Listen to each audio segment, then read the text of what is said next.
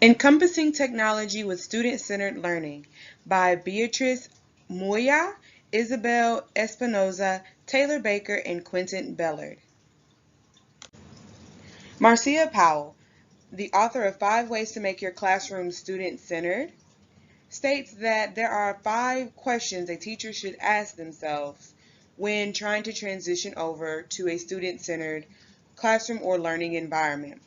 The first question: how does classroom environment promote interaction among learners, and how do you operate in that environment? What kind of assessments do you use? How do you respond to a lack of buy-in? And which is more important to you, compliance or knowledge? And if the learners were required to come to your class, would they?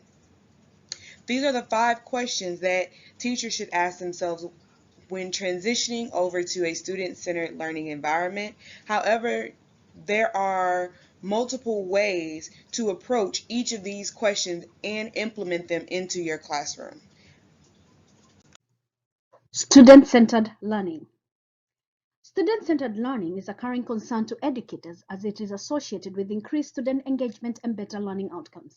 Student-centered learning moves students from being passive recipients to active participants in their own learning journey depending on their needs and abilities. This can be implemented through various ways. Here we will look at 3 ways: asynchronous learning, project-based learning, and app smashing. Asynchronous learning is a student-centered method that uses online learning resources to facilitate sharing of information. In the journal Increasing Student Engagement Using Asynchronous Learning, the authors found that the learners had better outcomes when they used Facebook as a learning tool.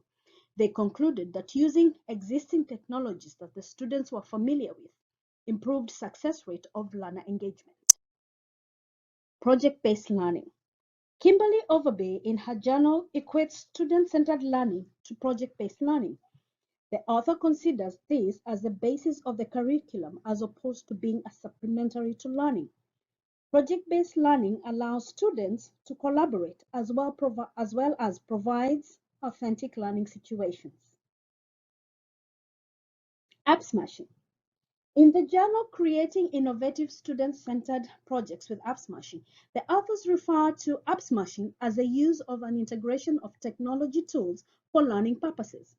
Students have a choice of learning tools depending on their needs, abilities, and preferences. This freedom allows students to control their learning as the teacher acts as a guide. Assessments. Assessments have always been an integral part of the classroom when it comes to student learning. And while it's been effective, the modern era of the 21st century technology has become a huge influence in the curriculum of some educational institutions. It enables the students to play an important role in the learning process as well as how to figure out how to reach the outcomes by themselves. Technology can equip students to independently organize their learning process.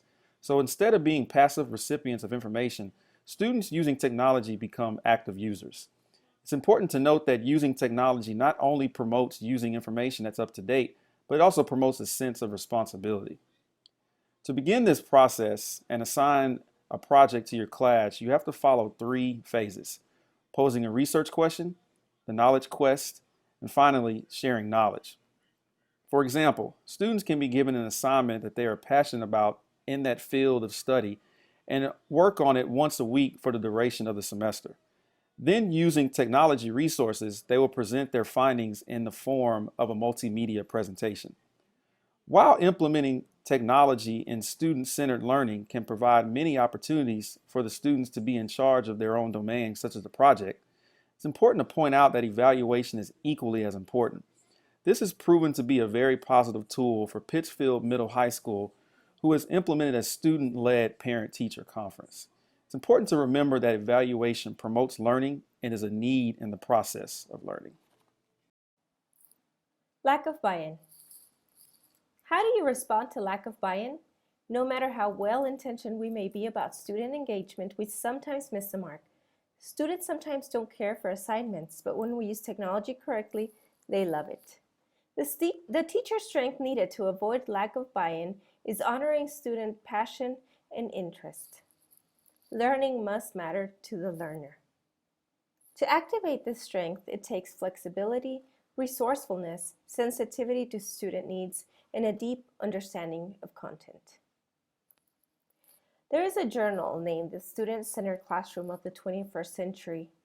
This journal, by Thiel, May, and Post, 2014, describes a study that explains various types of technology integrated into a traditional classroom curriculum. Technologies described and implemented into the classroom include Moodle, Raptivity, Camtasia Studio, Jing, and Triptycho. This journal attempts to demonstrate the importance of the implementation of technology that can enhance learning by making the classroom more active and student-centered. Another journal that talks about this is called the Integrating Learner-Centered Theory and Technology to Create an Engaging Pedagogy for K through 12 Students and Teachers. This is another journal article that supports student-centered learning by Kaler and Sullivan, 2011, and it's about a study that investigated what happens to teaching and learning when K through 12 teachers use a learner-centered theory as a guide for integrating content, pedagogy, and technology into their classrooms. Data sources include narratives, transcripts of interviews, and teacher-developed technology projects and presentations. As a result, it was found that teachers lacked experience in applying technology to support and enhance the teaching and learning process. Teachers tended to use technology to transmit information instead of supporting higher-level learning. And the last journal is called Personalized Integrated Educational System. Regeluth, Aslan, Shen, Duda, He, Lee, and Watson, 2015, in their journal explained PIES, which is Personalized Integrated Educational System, which is a set of design specifications for a technology system to support the learner-centered paradigm of education. There are 4 major functions, which are record-keeping, planning, instruction, and assessment for student learning. In this journal, each major function is explained, as well as the 3 secondary functions and 3 architectural design features. This system was designed to have a positive effect on increasing the paradigm change. And now we come to our fourth point, compliance or knowledge. It's always a question when teachers look at an assessment, are the students gaining their own knowledge, or are they just saying, I understand because I asked?